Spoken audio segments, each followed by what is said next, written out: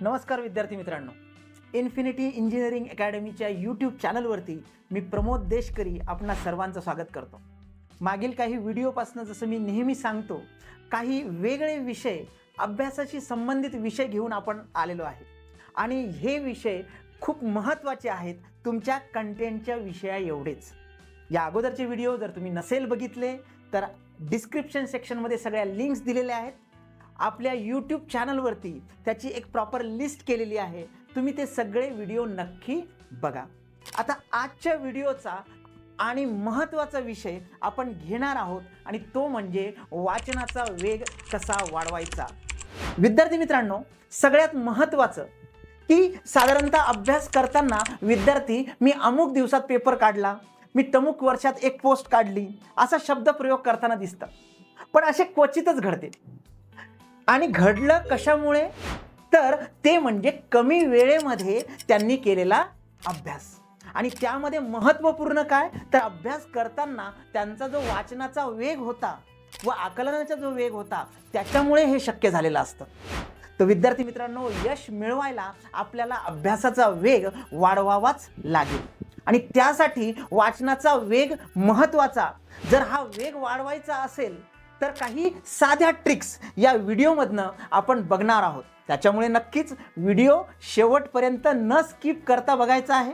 आमच्या चॅनलला सबस्क्राईब जर केलं नसेल तर सबस्क्राईब करायचं आहे, लाईक बटन प्रेस करायचं आहे आणि तुमच्या 5 मित्रांना या व्हिडिओची आणि या अगोदरच्या व्हिडिओची सुद्धा लिंक जी आहे ती शेअर करायला विसरू नका।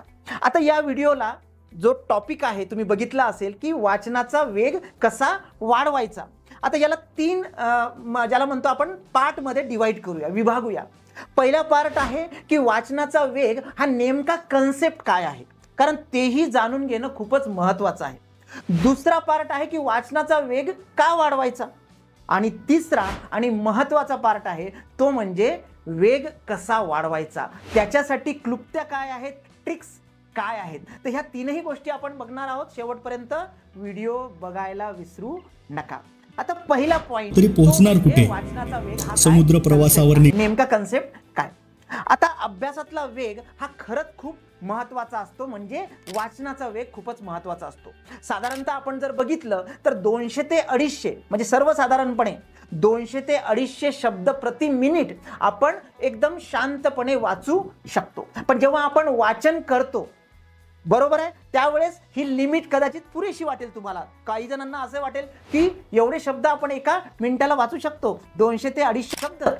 तर विद्यार्थी मित्रांनो, पण याच्यामध्ये महत्त्वाचं आहे की जेव्हा आपण अभ्यास किंवा स्पर्धा परीक्षेसाठीची तयारी करत असतो आणि अभ्यास करत असतो त्यावेळेला ही स्पीड, हा वेग नक्कीच कमी आहे आणि त्याच्यामुळे हे फ्रुटफुल होत नाही आणि बऱ्याचदा ते उपयोगात सुद्धा येत नाही। बरं, नुसता वेग वाढून चालणार आहे का? म्हणजे सपोज 100 पानांचं एक पुस्तक आहे आणि मी सांगितलं की मी 1 तासामध्ये फिनिश करतो बघा, आणि मी 1 तासामध्ये वाचलं पण समजलं किती, कारण तेच महत्त्वाचं आहे। त्याच्यावर आधारित तुम्ही परीक्षा देणार आहात, म्हणजे वेगापेक्षा सुद्धा आकलन करणं हे खूप गरजेचं आहे। मग अशा वेळेला वाचनाचा वेग तर वाढवायचा आहे, पण त्याच्यामध्ये आकलन हे कमी होऊ नये याची सुद्धा काळजी घ्यायला गेलीच पाहिजे। आणि हेच सगळे काय आहे महत्त्वाचे कन्सेप्ट आहेत वेगमध्ये, जो तुमच्या वाचनाचा असेल। वाचनाचा वेग आणि आकलन शक्ती हे सेम असलं पाहिजे, म्हणजे असं नाही की मी फक्त स्पीड वाढवतोय आणि मला कळत काहीच नाहीये, बरोबर आहे। तसेच 2 कन्सेप्ट तुम्हाला फिजिक्समधले माहिती असेल बघा, वेग आणि तुमची गती, म्हणजे स्पीड आणि वेलॉसिटी म्हणतो। तर वेग वेगळा आणि गती वेगळी।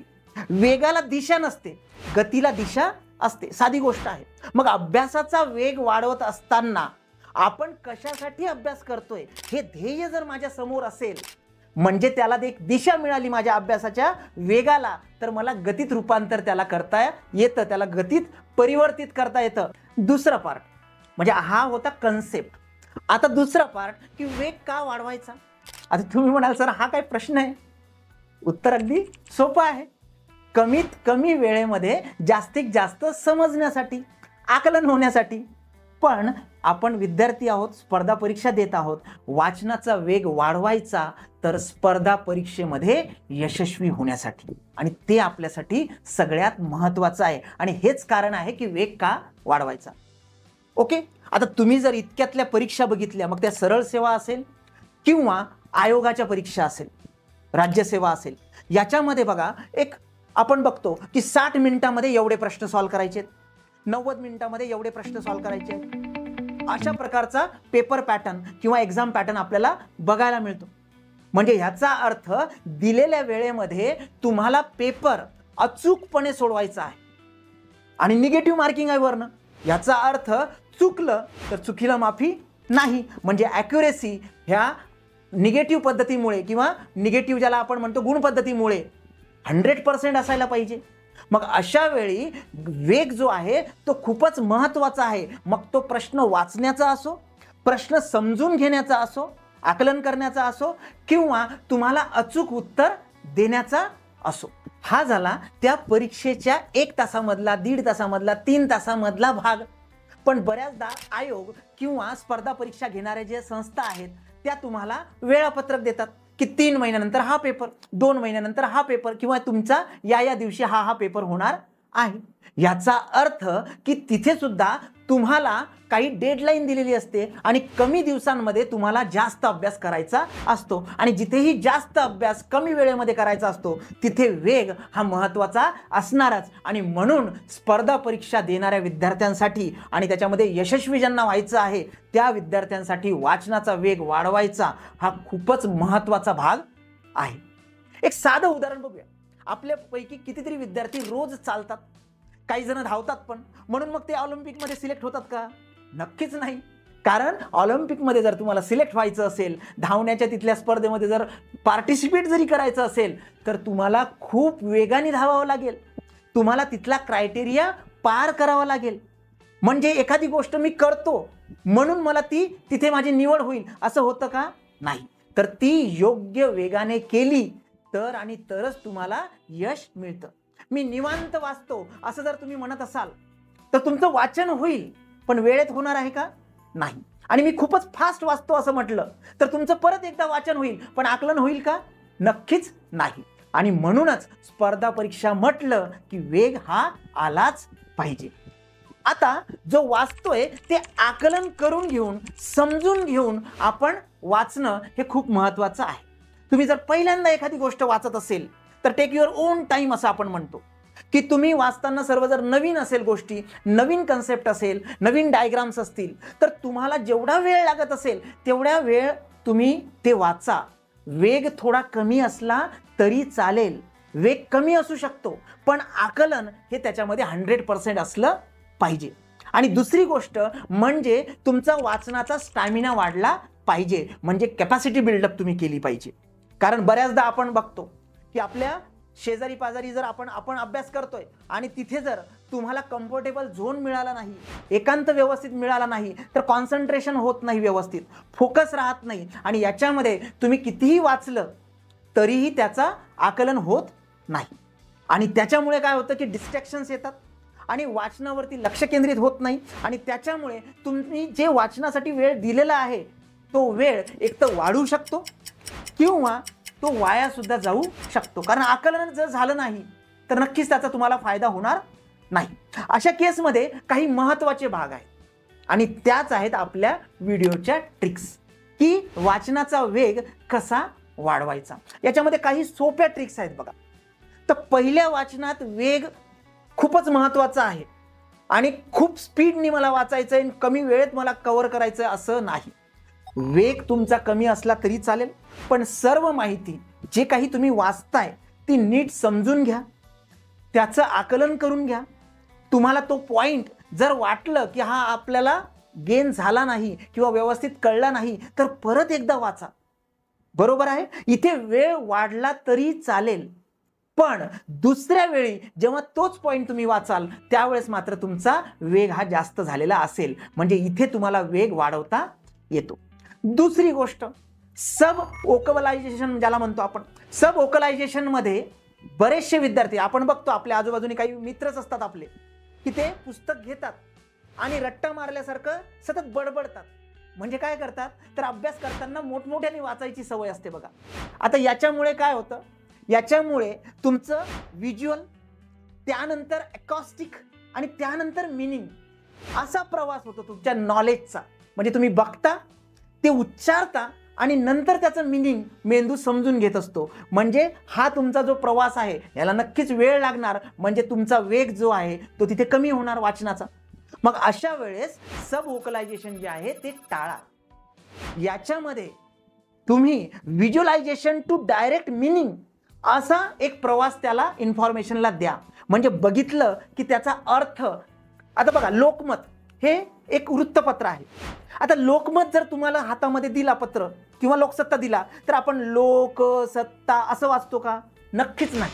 त्याची एवढी सवय झालेली असते की त्या ग्रुप जो काही वर्ड आहे, शब्द आहे, तो बघितल्याबरोबर फॉन्ट सहित आपल्याला लक्षात राहतो. याचा काय इफेक्ट झाला म्हणजे व्हिज्युअलायझेशन टू डायरेक्ट मेमरी किंवा डायरेक्ट मिनिंग. म्हणजे तुमचा वाचनाचा वेग इथे कमी झाला. आता बरेचसे विद्यार्थी म्हणाले नाही सर, आम्हाला सवयच आहे ती, आम्हाला ते बोठ्याने बोलल्याशिवाय लक्षात राहत नाही. पण त्याच्यामुळे तुमचा स्पीड हा वेग हा कमी होऊ शकतो. याला एक सोल्युशन सुद्धा आहे की जर सपोज तुम्ही बोलत असाल आणि वाचून दाखवत असाल तर अशा वेळेस तुम्ही च्युंगम घ्या तुमचा अभ्यास करताना, म्हणजे बोलणार नाही. बरोबर आहे, जोक अपार्ट. पण याच्यामध्ये लक्षात घ्या की इथे तुमचा सब व्होकलायझेशनमुळे वेळ जाऊ शकतो, तो तुमचा वाचनाचा वेग कमी करू शकतो.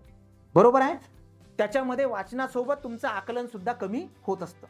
त्यानंतरचा पॉईंट म्हणजे सराव करा, प्रॅक्टिस. आकलनासोबत वेगाने वाचायची प्रॅक्टिस करा. मी आज 2 पानं वाचली एका स्पेसिफिक टाइम पिरियडमध्ये, बरोबर आहे, आणि वेगाने वाचून बघितली तरी मला ते कळली, तर तो स्पीड मेंटेन ठेवण्याचा प्रयत्न करा, त्याच्या खाली येऊ नका. म्हणजे डेली त्याची प्रॅक्टिस करा आणि वेग वाढवण्याचा प्रयत्न करा आकलनासोबत. काही जर आकृत्या असतील, डायग्राम्स असतील, तर प्रत्येक नॉमेनक्लेचर एका स्नॅपशॉटमध्ये घेतल्यासारखं तुम्हाला तिथे वाचन करता आलं पाहिजे. जसं आपण एखादा फोटो घेतो कॅमेराने, अख्खी frame at a fraction of second capture होते. बरोबर आहे. याचा अर्थ एका डायग्रामला बघितल्याबरोबर सगळे नॉमेनक्लेचर. आता हे कधी होईल? जर अगोदर तुम्ही वेळ देऊन ते व्यवस्थित डायग्राम समजून घेतली असेल तर डायग्राम असेल तर प्रत्येक नॉमेनक्लेचर हे वाचलं गेलंच पाहिजे. नेक्स्ट, हायलाइटर वापरा, पॉइंटर वापरा. बऱ्याचदा मुलांना सवय असते बोट ठेवून वाचतो आपण, तर तुमच्या बोटाचा जो स्पीड असतो तोच तुमच्या वाचनाचा स्पीड असतो, आणि तोच जर तुमचा आकलनाचा स्पीड झाला तर तुम्ही जर बोटाची स्पीड वाढवली तर तुमचा वेग वाढण्यास मदत होते. म्हणजे तुमच्या अभ्यासाचा वेग तो काय होईल? वाढेल. अगोदरच्या वाचनामध्ये जर तुम्ही हायलाइटर वापरलं असेल तर आपण तिथे हायलाइट केलेले पॉईंट्सवरतीच फोकस करतो. दुसऱ्या वाचनामध्ये तर तिथे काय होतं की दुसऱ्या वाचनामध्ये अवांतर वाचन आपलं टाळलं जातं. उगाच फापट पसारा काहीतरी दिलेला आहे ते न वाचता फक्त फोकस पॉईंटवरती वाचता येतं. म्हणजे वाचनाचा वेग काय होईल? तुमचा वाढेल. जो न समजलेला पॉईंट आहे तो फटक्यात तुम्हाला समजेल. प्रत्येक वेळी वेग वाढवलाच पाहिजे असं काही आहे का? नाही. नीट जर आकलन होत नसेल तर तिथे प्रॉपर वेळ दिलाच पाहिजे. म्हणजे पुढच्या वेळेस मग तुमचा वेग वाढेल.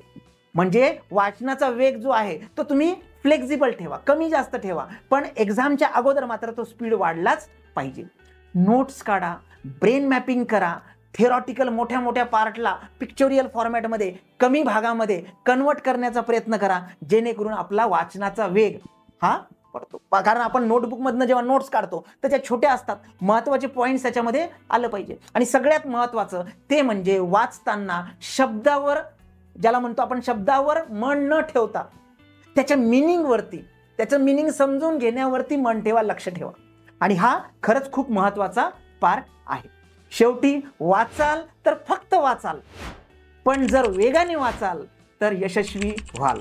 नमस्कार, मी प्रमोद देशकरी.